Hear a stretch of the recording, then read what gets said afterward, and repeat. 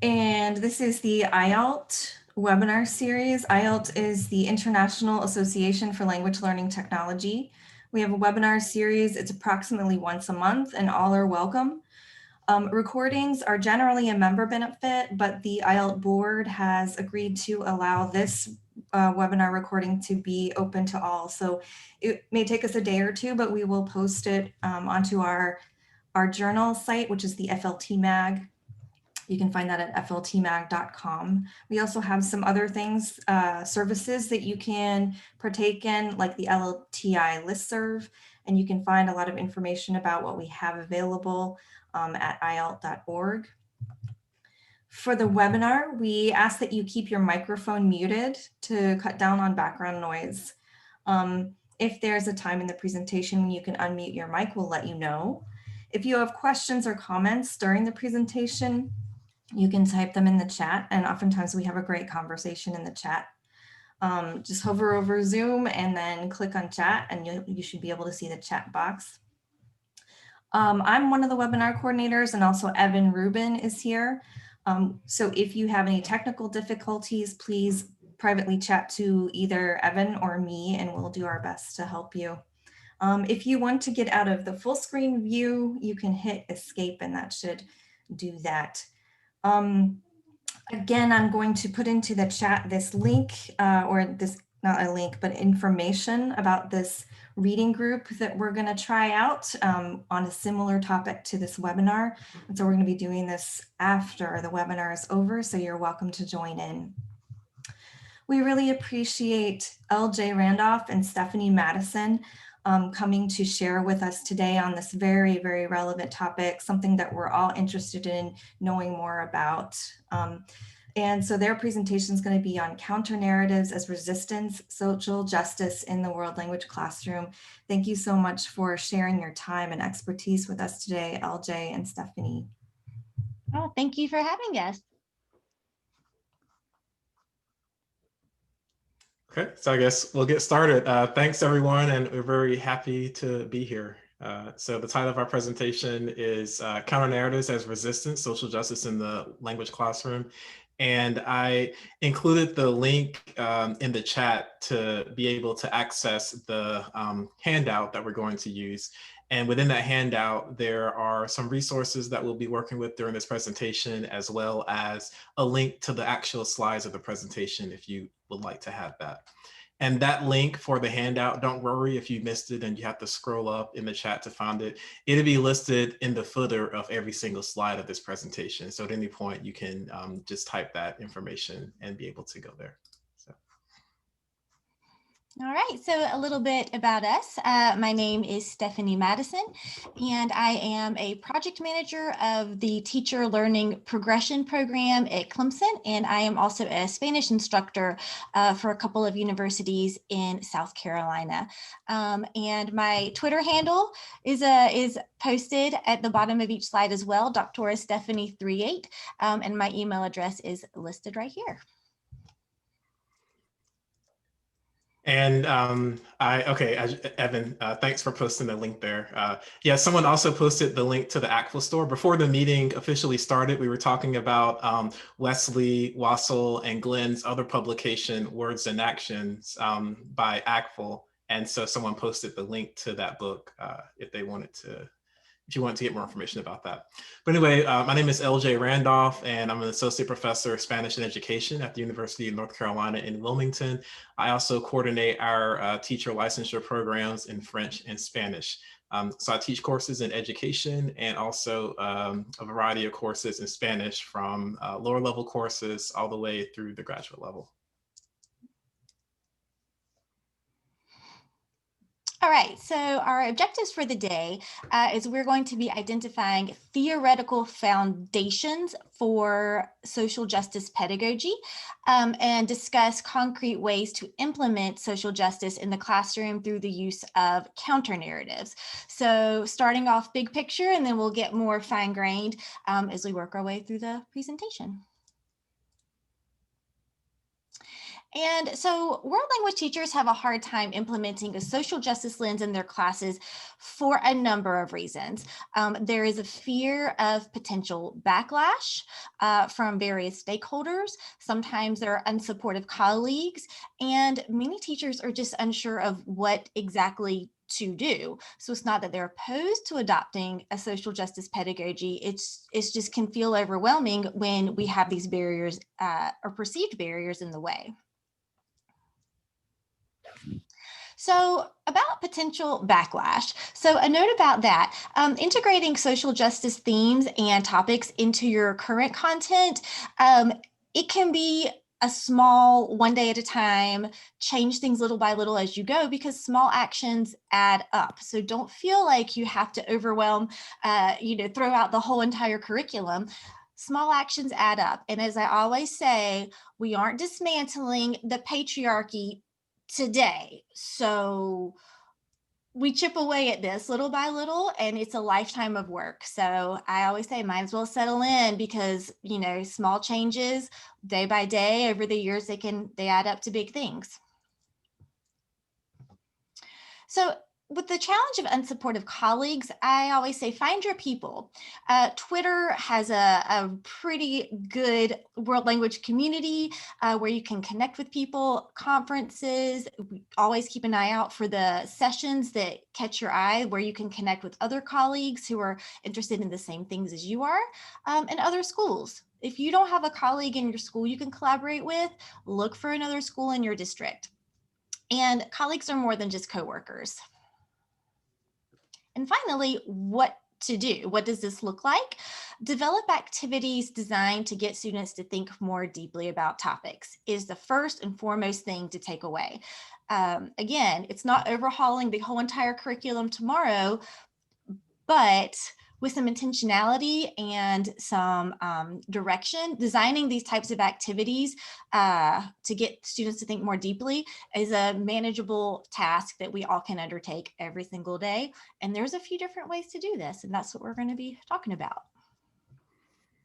So our first question for all of you, this will be an opportunity to participate in the chat if you haven't already done so. We want to know, what challenges have you faced with implementing social justice oriented pedagogies in your classes in a meaningful way?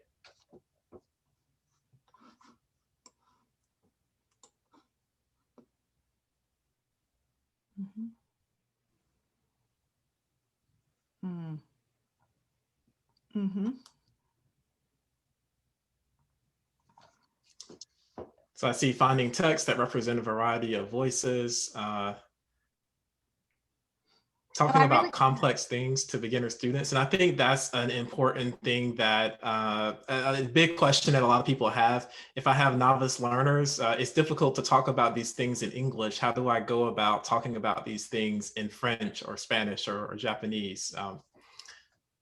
Yes, Stephanie, did you want to add something? Sorry. Oh yeah, I'm sorry. One point that someone brought up was, what if students ask questions that I don't know the answer to? And to me, that's not necessarily a bad thing, right? You're like, that's an interesting perspective that I truly have not considered before. I think that's for some people can be a little scary to not know the answer ahead of time. But again, this is a lifetime of work, and I can absolutely promise that there are questions I don't know the answer to. And so yeah, again, I just settle in and I just lean into it. It opens the door for more discussion. Another one that I saw that I like, it says making sure I don't stereotype or simplify. And I think that's a worry that a lot of people have as well. And one way, again, I don't position myself to have all the answers. So please don't feel like I'm looking at these challenges and saying, oh, well, I know how to overcome that challenge. This is what you do.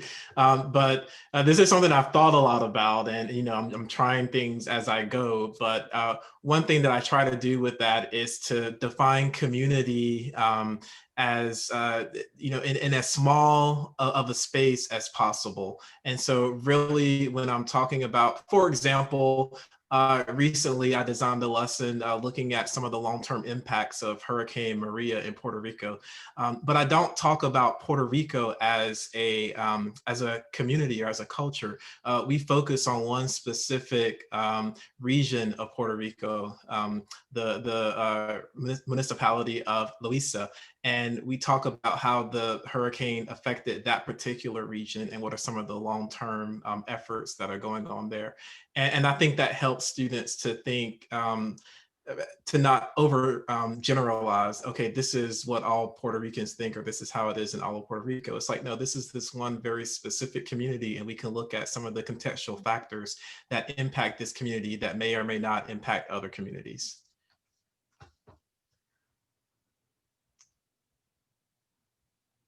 And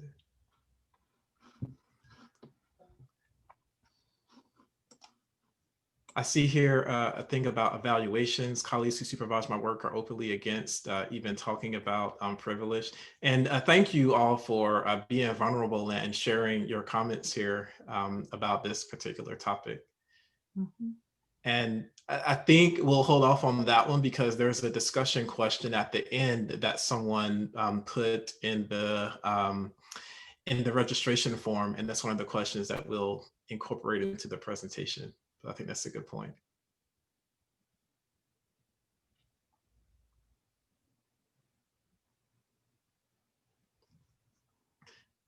Students feeling like they may offend the professor if they belong to, if that person, the professor, belongs to a minoritized population. Working with a predominantly white but not fully white class. I can definitely relate to that. I teach at my university is University of North Carolina in Wilmington. So its initials are UNCW, the W for Wilmington. But the nickname that people so affectionately give it is UNC White because our population is not as racially diverse as it could be. Mm-hmm. Yeah. And I think all of these questions are great because they add to the messiness of social justice. And I think that's a good thing. I think social justice, when you implement it into your classes and when we talk about some of these very nuanced issues, it can become messy. And so I encourage people to embrace the messiness and join your students along that transformative journey. I like this quote from Johanna Inser-Kananen. The title of this article is A Pedagogy of Pain. And she says, yet we don't get our hands too dirty. We don't usually listen to stories of escaping war and finding refuge in racism in a new land, despite the fact that these events occur in settings where so many of the languages taught in classrooms around the world are spoken. And so I think it's important to realize that what we're talking about here are issues that are relevant to the curriculum and that are relevant to the people who speak these languages. We're not saying throw out what it means to speak another language and instead incorporate this agenda that we have. Quite the contrary, this reflects the lived experiences and the issues that the people who speak these languages are currently dealing with and have historically dealt with.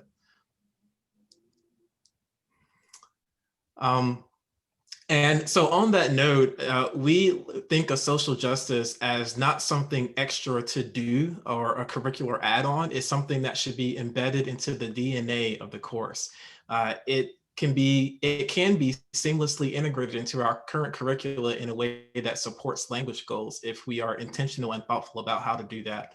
And I like the framework that the authors whose article you read and also who have written a very good book about teaching social justice and language. I like their idea of points of entry. So looking at our current curricula and thinking about what are the points of entry that we can use in order to incorporate a social justice oriented pedagogy. Our dear colleague, Stacey Margarita Johnson, with whom I've collaborated several times on several projects, she has this wonderful podcast called We Teach Languages. And based on the dozens, maybe at this point, hundreds of conversations that she's had with teachers, she proposes this framework that sort of summarizes some of the ways that Teachers who have been successful at this, some of the ways that they had tried to embed social justice into the curriculum. And she highlights 3 ways that they do that: through heroes, critical topics, and counter narratives. Heroes involves centering those often unsung figures who aren't prominently featured in text, but who perhaps provide a good model of community leadership or community activism. Critical topics might involve incorporating themes that are often deemed too political, too polarizing, too controversial for the classroom. And for all of those reasons, these topics are often avoided, which is unfortunate because, like we were talking about earlier, often those are the things that matter deeply at both the individual and the societal level. On this slide, we've listed some sample critical topics that are often linked to language and cultural identity. And so therefore, they can be easily implemented into a language course, we think.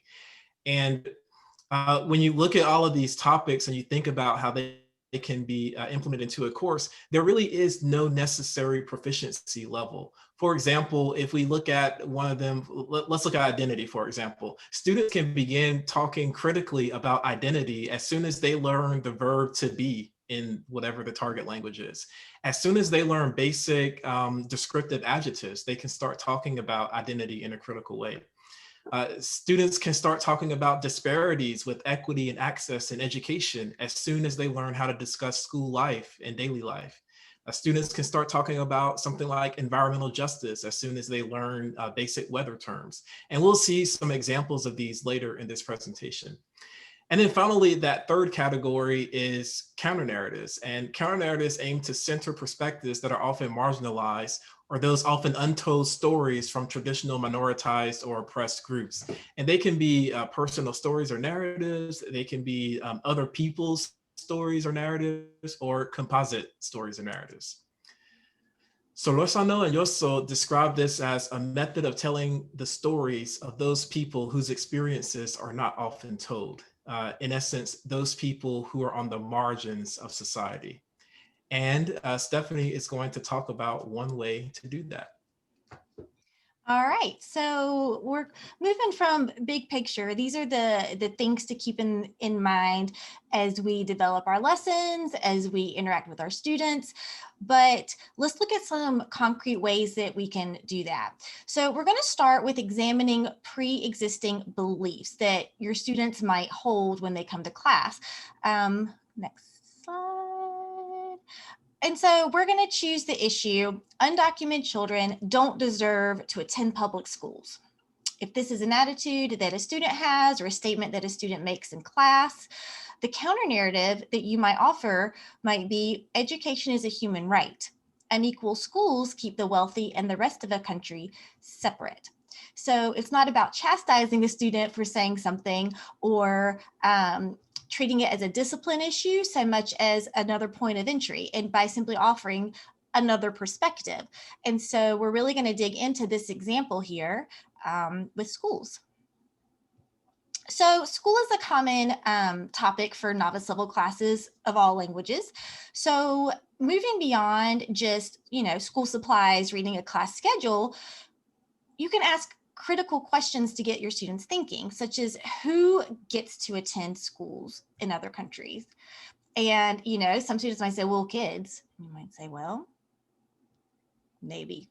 What happens when kids work instead of attending school? Who benefits from excluding students from an education? And that's one of my favorite questions. A lot of my students have said that I ask it so much that it gets stuck in their brain. And they're like, once you start asking this, it's kind of hard to turn off. So planting that seed, who benefits from excluding students from an education? Okay. And so for this example, we're going to be looking at some resources. And so the pre-interpretive activity, and you could have them do a reading or watch a video for the interpretive activity. But before you get into that, we also have to address the linguistic goals of the class. And so for novice level students, you might frame it out with the structures, without an education, I don't have, I can't, I am not going to, and give them these sentence frames to express an opinion. With an education, I have, I can, I am going to, and then give them, a list of verbs on the board. After high school or after college, I am going to fill in the blank. And for intermediate level task for the same topic, if I didn't get a diploma, then I wouldn't be able to. And you can practice more complex linguistic structures with the same exact topic and the same resources. My educational experiences have given or will give me the opportunity to. And another sentence structure you might use, I used to think this, but now I think this, and help them move between tenses and structures in that way.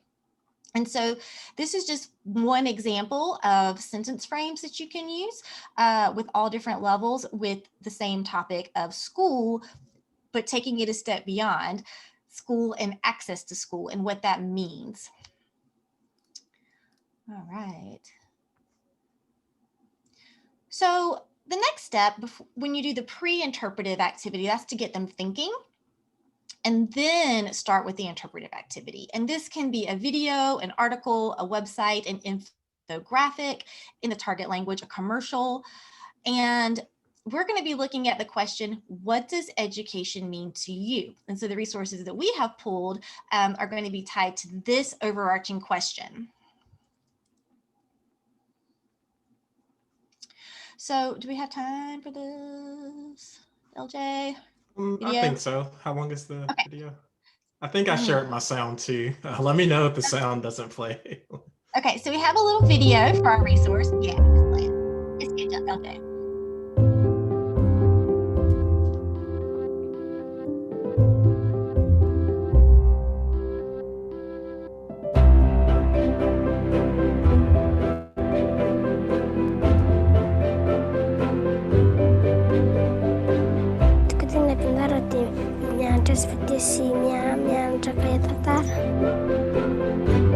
Lengua e dibujo.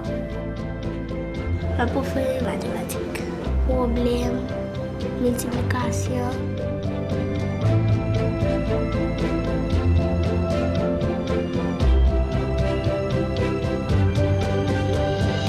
Kita tayo pinagula amon. Itsukli amon. Upay pag-eskwela. When I see Ebola, I feel very sad. That is why I say I want to become a medical doctor. Les personnes qui reçoivent a permis de donner les savoirs, les dames respectables.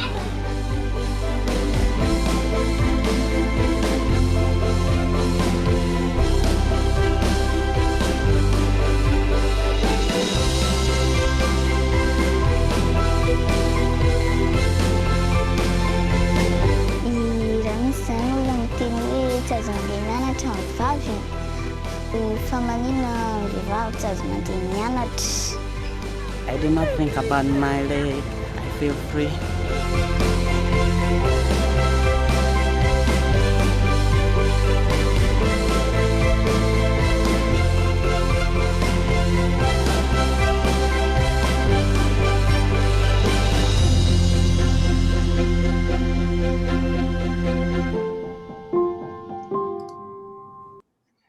All right. So the video shows children from all over the world in all different contexts. And yes, one of the comments at the beginning of the session was, how do we prevent falling into the trap of just reinforcing stereotypes or something negative and inadvertently, portraying people and cultures in a negative light. And I love this example of this video because it's showing how you can work within a critical topic and offer a counter narrative, because this is showing children who are full of joy, who are having fun, in showing how much they love their school and what that means for their future. So these types of videos, there's whole playlists of them that you can find.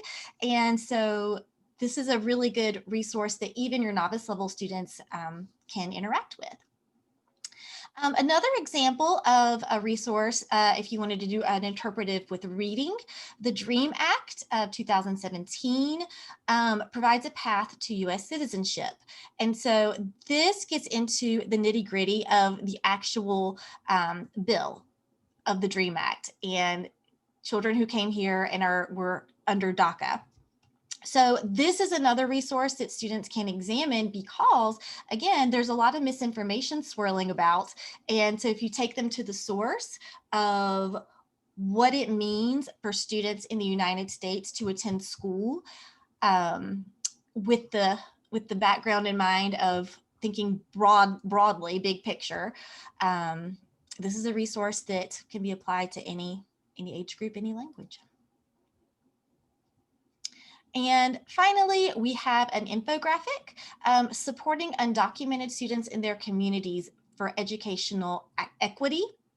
And so this is another resource it was a panel discussion that you could show to your class as well to, again, show them voices that aren't often heard. Part of our standards as language teachers is comparisons. Comparing communities, comparing and forming connections. So this is not beyond the scope of what we should be doing as language teachers anyway. So these infographics, reading activities and videos are a great way to move beyond just school supplies. This is another example. This is actually a friend of mine. She was interviewed for a local newspaper in South Carolina, and she was talking about Dreamers, the South Carolina bills that would allow Dreamers in-state tuition and professional licensures. She talks about how her life changed when she went from an undocumented high school student to being allowed to get a job at Chick-fil-A, and how she was going to community college to get her, licensures and get some credits out of the way because she wanted to attend a university. And this, I think, really personalizes the story. And literally her words are, from her mouth to your classroom. And so that's, to me, the best way to provide a counter narrative, let people speak for themselves. And oh, sorry. This is yours. Oh, go ahead, LJ. Okay, so I will finish up with the interpersonal or presentational follow-up. So you do the pre-interpretive, you offer the interpretive activities to the students to complete, and then the follow-up. So one activity you can do is on a scale of 1 to 5, how strongly do you agree? And this can be done in a virtual classroom just by holding up your hand. It can be done in a regular classroom, have them get up and move, put numbers on the wall if you want to get them out of their seats. But on a scale of 1 to 5, how strongly do you agree with these statements? And so for novice level students, you're going to have to, give them these phrases on the board or break them down, such as education is important. Children should go to school. Unequal schools are a problem. Now, one thing I did want to point out is for activities like this, it's better to opt for a scale of agreement instead of offering the option for disagreement, because that kind of slides back into the unexamined thinking, right? We're trying to expand our students' thinking, give them more perspectives, access to more points of view through the voices and stories of others. So I really love giving a scale of agreement and not have disagree as an option that, is a negative positioning on a human rights issue. And we're trying to inch our way away from that. Okay, so what we wanted to do now, we're going to look at a couple of examples and together try to come up with some essential questions, some pre-interpretive activities, and then also some post-listening, post-reading, or post-viewing activities, and we'll try to do that together. So the first thing that we'll do is look at sort of a general idea of a counter narrative, and then For the second example, we'll look at some very specific perspectives of individuals from the communities being studied. And so here is an issue that we might hear in our classes about climate change. Climate change isn't real, and even if it is, what does it matter to me? And so the counter perspective here would be the world's weather patterns are interconnected. Weather doesn't care about borders. Globally, the poor are impacted more than the rich. And so, like I said, I'd like for us to think about how we can create some essential questions, a pre-interpretive activity, and then some activities for students to do after or during engagement with whatever text we decide to use. And so we're going to examine a resource, and you're going to use the chat box to kind of help us out and help us think through this and think through how this might look in your own classes. And again, if you follow that link in the footer, the tinyurl.com/IALLT2020, that will take you to the handout that has these resources on it, and you could make them bigger or manipulate them otherwise if they're too small or you can't read it from the screen that I'm showing to you. Thanks, Evan, for posting that link again there. So here's the first resource. This is an infographic. And so the first question that I want to pose to you are, what are some essential questions that we might be able to associate with this? So first, I'll give people we'll say a minute to read through it. We tried to pick really brief, short readings for this particular activity. So I'll give you a second to read through it. And then as you have thoughts about a potential essential question that might be associated with this source, please type that in the chat box.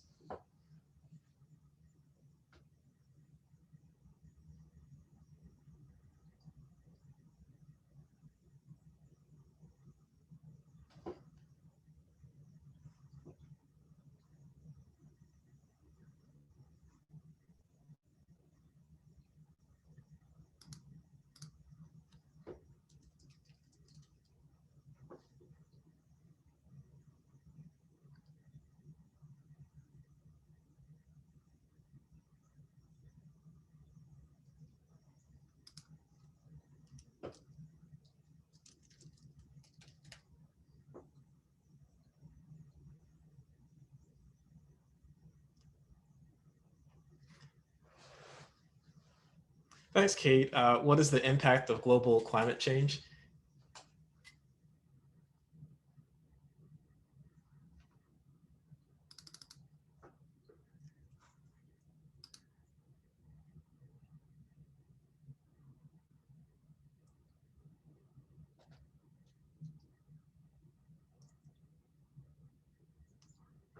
Catherine has put, how do different cultures approach the challenges of climate change?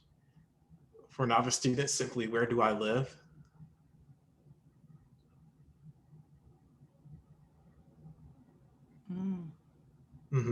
Quality of life. I'm gonna add a question in there. This is based on Stephanie's idea earlier about thinking about who benefits. So possibly who benefits from denying there is climate change? What are the effects on our health? Oh, thanks, Sarah. Which ones make headlines, which do not? And so the next thing we wanted to talk about will be, what is a potential pre-interpretive activity that might relate specifically to this source that we can engage students in before they interact with this source? So we have some great essential and global questions, and now maybe we can think about some questions more specific or some more specific activities that would lead directly into this particular source. And I like Jessica's comment about how the media affect our opinions on climate change.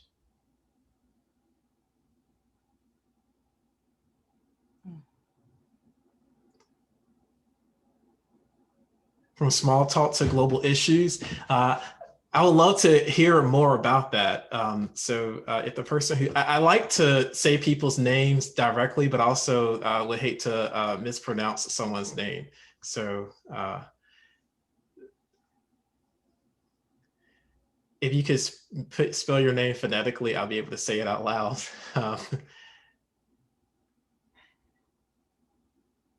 And maybe elaborate a little bit more on that, the small talk to Chrysanthi, thank you. And I really like that comment. If you could explain a little bit more about what that means as I'm reading through the other ones to help us get a better idea of how that might look in the classroom, I'd really appreciate that. Have them say what they already know about climate change. Global climate information. And speaking of information, I like the idea of looking at demographics of different populations from different regions, both within the United States and in other places in the world in order to contextualize this issue.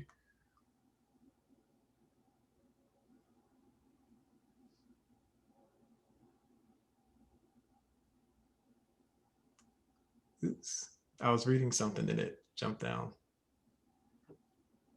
So here at the bottom, sorry if I'm missing some of the comments. Stephanie, maybe you can help me. Okay, yeah, They're coming pretty good. She was explaining her small talk to global issues, and she said a common topic during small talk is talking about the weather. So all of that part of our curriculum and vocabulary we can still use, but then kind of move beyond that. Let's see what else she gives us. But from there, we can take it to global issues. And so exactly. And also using sentence frame ideas. Clean water is important because food grows best when, et cetera, et cetera. And another thing about this as well, I love all of these suggestions as well, because again, we're trying to move beyond giving the option, why would you think climate change is a hoax? Do you know what I mean? We're trying to move towards thinking deeply, assuming that this is the resource and this is the topic we're talking about. So think about the impact. Oh, these are really good. Think about the impact of climate change by reflecting on the words they know and the topics you're already talking about. Yes, thank you. And for the administrators, will the chat be recorded as well and made available? It normally isn't. We can try. Okay. Before I log out, I'll also try to download a copy of it and just in case it gets lost in the shuffle and send that to you. So anyone can save the chat actually. But if you save it and you had private conversations with someone, the private conversations that you were involved in will appear in the chat. So just keep that in mind. So if you're saying like, gosh, LJ and, and Stephanie, what are they talking about? That would be in there if you download it. But anyway, another cool thing that I like to do is and you can see in this infographic in the upper left-hand corner, it has the hashtag climate change. So I like to have students, I teach at a university, so maybe at a K through 12 school, you might have to do this collectively with your students because they may not have their own Twitter account, so they may not be able to create them. But I like to go through the hashtag or have students go through that hashtag and just pick out some tweets in the target language that stick out to them the most and explain why. So in my case, I teach Spanish, so I might have them look up the hashtag calentamiento global or cambio climático and have them think about which one of these stick out to you and why. And I think Twitter is great because it's so limited, the amount of text that people can put on there. And so even if the language is a little bit inaccessible, it's so short that as a instructor, you can usually give the students the scaffolding and support that they need in order to make sense of it. And then finally, the last thing we want to talk about, what might be a post, in this case, a post-reading activity that students can do. So something, it can be like more project-oriented, like a presentational writing or presentational speaking activity, or even an interpersonal speaking activity that students could do after interacting with this source.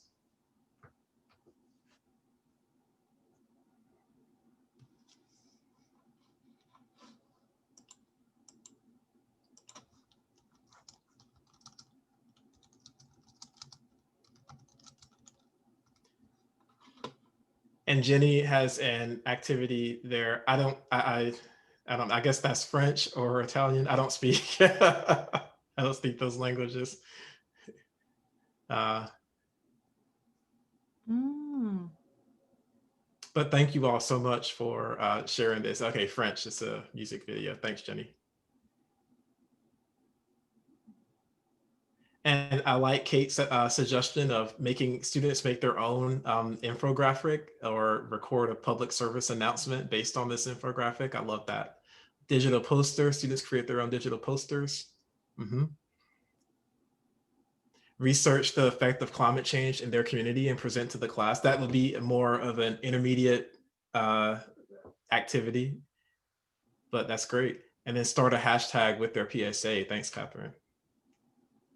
Voice thread, great. I love it, thank you. So right here, we won't have time to go through this one, but like I said earlier, I think tweets are a great authentic resource. Often young activists use Twitter as a platform. And like I said, the language is often very accessible for students. And so you can have students, again, depending on the context that you teach, create their own tweet or their own Instagram post. Or if you want to have, if you want to control a little bit more who the audience is, you can still have them do this activity, but post it to a class discussion board where you limit the publicity of the students' opinions if you prefer to do that. So now we're going to look at some counter narratives of specific people. So this one, the issue is race doesn't matter. We're all the same. I'm basically colorblind. I hear that a lot. I have a lot of students who believe that. And the counter narrative, race matters and experiences with race matter. And I think this is something that's very relevant, even if we weren't in our current times, but I mean, it's always been relevant, but it's definitely more at the forefront now, I believe. And just to give you an example, if you want to hear him say this, you can click the video as you're watching the presentation, but I won't click it here. But Howard Schultz said, as someone who grew up in a very diverse background as a young boy in the projects, I didn't see color as a young boy, and I honestly don't see color now. And the point of my including this is that proximity to diversity does not equal an understanding of diversity. So this is someone who claims to have been around diversity his whole life, but yet somehow doesn't understand how diversity is important to people who don't look like him. So the claim here being that he doesn't see color or color isn't important to him.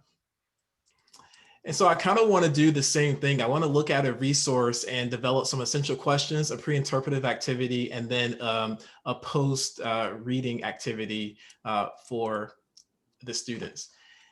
And so this is the resource that I'd like for us to work with. And again, it's probably too small to see on your screen. We wanted to put everything on one slide so that we could easily refer to it.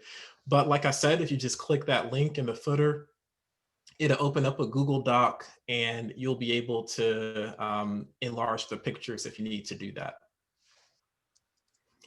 And so these are, and thanks Shannon for putting that link in the chat again.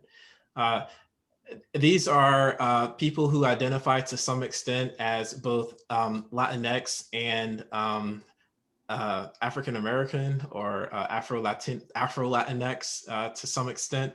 And so they're talking about their experiences in the entertainment industry. And so reading a few of these, what might you think some potential essential questions could be for our students?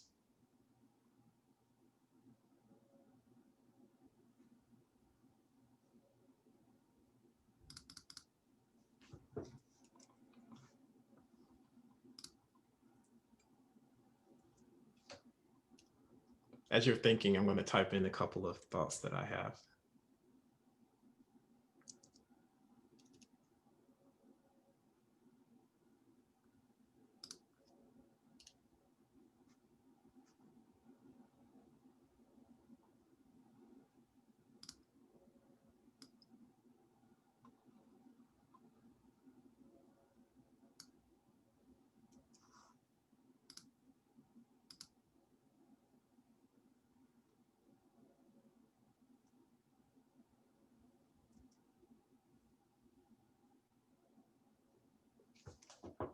Thanks, Lexi. What aspects of race? Oh, wait, lost it. All right, there it is. What aspects of identity are visible, invisible, and why does this matter? I love that. How is appearance linked to identity? Thanks, Shannon. And Sarah says, how do you negotiate between how you see yourself and how the world sees you?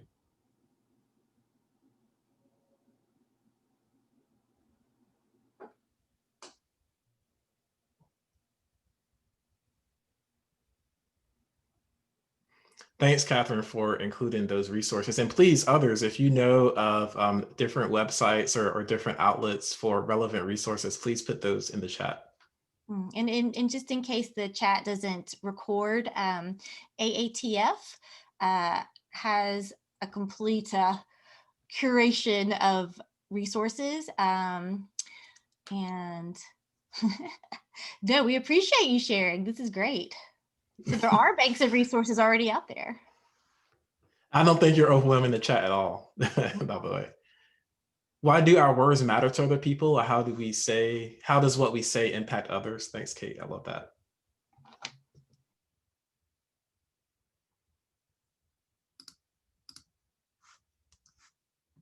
And then the next part, a potential pre-interpretive activity. What might you have students do before they interact with this source?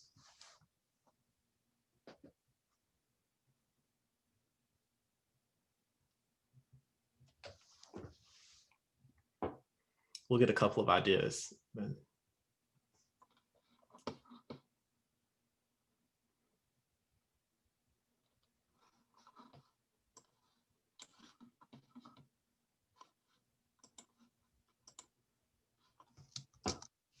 Yeah, brainstorm famous Latinx people. And I think that's a good activity. And then it'd be interesting to see how many Afro-Latinx people show up on that list, right? Kind of going back to Gina Torres' statement that saying that we like our Latinas to look Italian and not like her.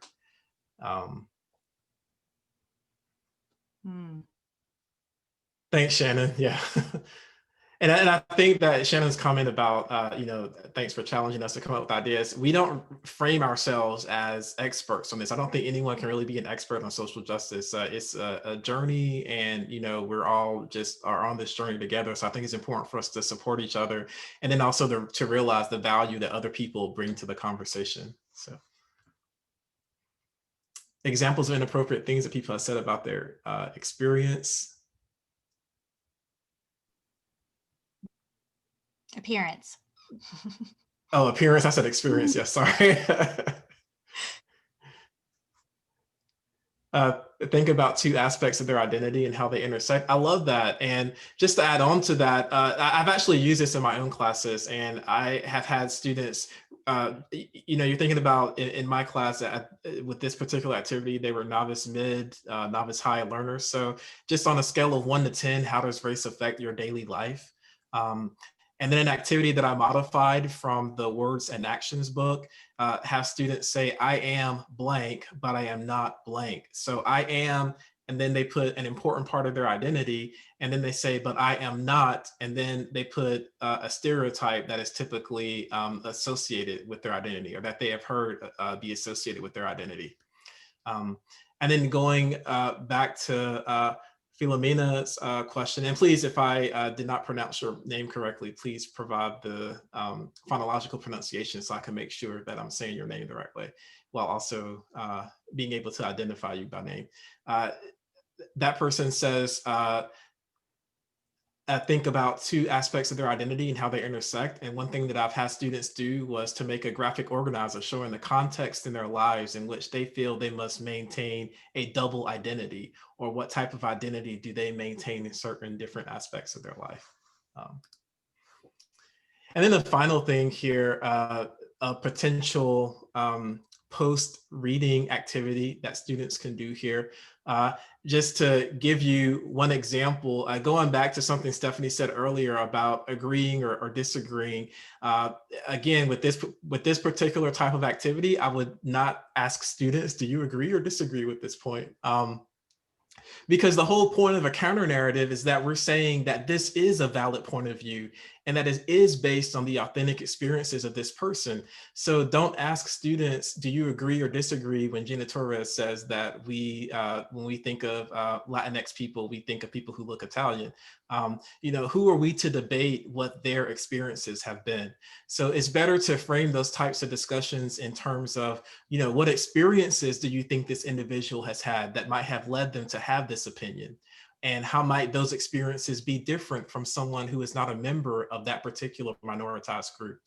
And then also in my class, I've had students with this particular activity, they go on to create a Padlet or a Flipgrid. And since everyone is virtual, those are great tools to use. But they make an infographic that looks exactly like this, but using themselves. So students make their own posts combating misconceptions about themselves.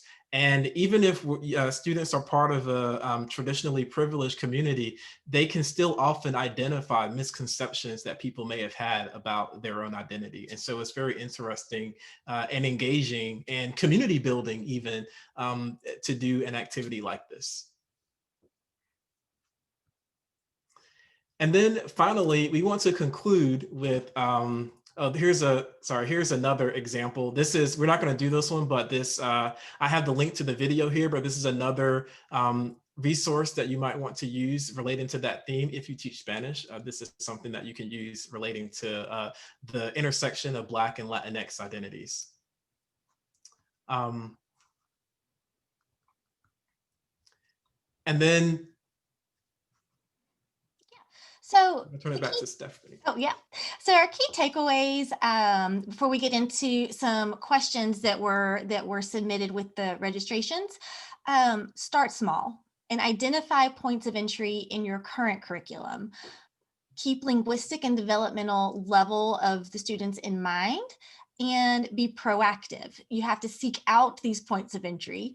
Find a supportive community of like-minded colleagues, and consider what are the counter narratives in your own life as you begin shaping your lessons with the counter narratives in mind. And I think with that last question, one good way to do that is to do like a social media inventory. Look at all the people that you follow, the educators that you follow, the people with whom you're friends on Facebook.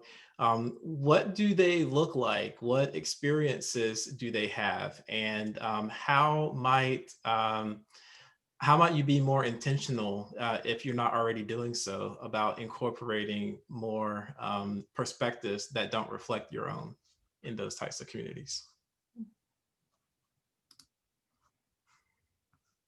And thanks, Marian, for sharing the link. If you're a French teacher tonight, it's a gold mine in the chat, right? We want to end by discussing some of the questions that you all placed in the registration form.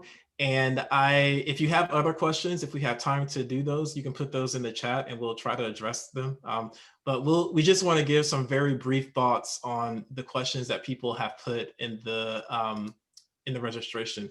So the first one was, I'm afraid of asking questions about social justice in the second language because students may already have a difficult time grappling with these topics in the first language. How do we make social justice vocabulary a natural part of their lexicon in all languages? And I think depending on the language that you teach, I teach Spanish, so I admit this is a little bit easier for me. Many of the words associated with social justice are cognates anyway. So I try to teach those students cognates really early on, like marginalization, racism, minority, majority, just so that we can have those conversations as early as possible. And so I teach students the explicit vocabulary that they'll need early on. Also, I try to engage in strategic use of English via discussion boards, or maybe I'll have a culminating in-class discussion. So I'm not using English throughout the whole learning segment, but at the end, I might close with a discussion in English where we can really talk about some of the more nuanced issues of these topics.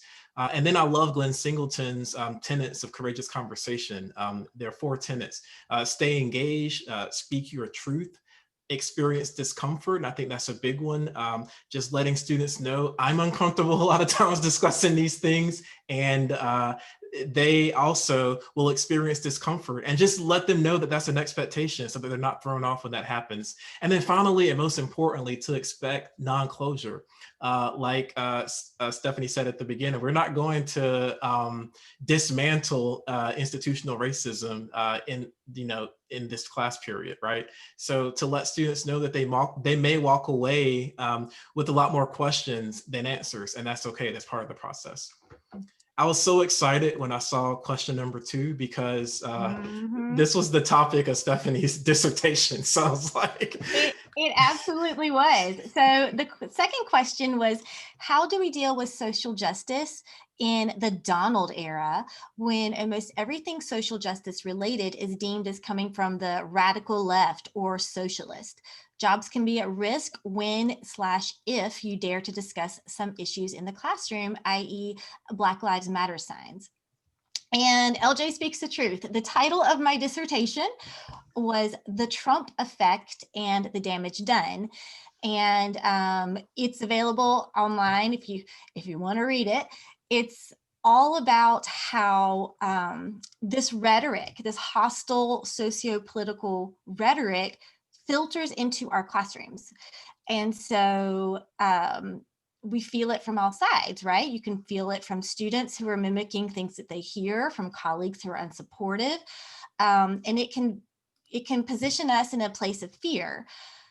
However, the good news is, when working with social justice issues, one thing that a lot of teachers do is they latch it on to a standard. So much like we gave the example of schools and weather and how those are common units that are taught anyway, all you have to do, hey, there's my dissertation. All you have to do is point to the standard of connections, communities, all of those things that are can be tricky to hit in a classroom. Finding a social justice lens and a different approach to those standards, I know the words, to those standards, that is what a lot of teachers do. And so I always say, like, one of my favorite lines is, use the standards as a shield. And so, for example, a Black Lives Matter sign in the classroom, well, it's pretty easy to look at other countries that speak our target language and look at struggles that they have had, because I mean, no country on earth is free of struggles. So drawing comparisons with what's happening in the US to what has happened or is happening in other countries and other cultures, right there, you have protected yourself from pushback, because all you have to say is, I mean, do you not want me to teach the national standards? Because so that's what I learned from my dissertation, and yeah, it's exactly what I studied. Okay, so we have 2 minutes, so hopefully we can answer these really briefly. This person wants to talk about, in this person's community, they have very few African-American students, but 60% Hispanic, Pacific Islanders, etc. Many resources are geared towards the African-American perspective, but our context is different. And so I agree. I think this work should definitely be contextualized to your instructional context. And I will say that I think that Latinx students and other minoritized populations deal with many of the same issues. And so just learning about that community and incorporating those topics into the classroom. Especially if your population is mostly Latinx, then you have the intersection of culture and language right there. And so it's almost immediately relevant to the language classroom.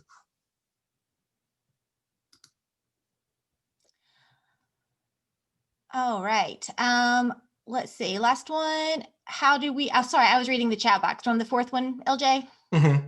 How do we encourage faculty to rethink their syllabi without seemingly encroaching on academic freedom? Again, start small. Swap out one thing at a time, swap out one resource at a time. There are, plenty of resources in which the voices that go unheard can be centered in our classroom. So that would be how I would encourage them, is say, have you thought about swapping X for Y? Here's a couple ideas. And that's that, 7 o'clock. And I also think that I will add to this. I include an instructional note in an instructor's note in my syllabus, explaining the format of the class and how it might be different from other language classes that students have had in the past, and why I decided to go with this approach. And the last question is about resources. I've already mentioned tweets. I think Instagram posts are great for that same reason. Edpuzzle is a great resource for helping students understand podcasts and videos. And then annotation tools like Perusal, which you all are going to use to discuss the article, or even Google Docs if you don't want to incorporate something like Perusal, where students have access, so they can go in and they can comment, and you as an instructor can go in and ask questions to guide the students along in the conversation.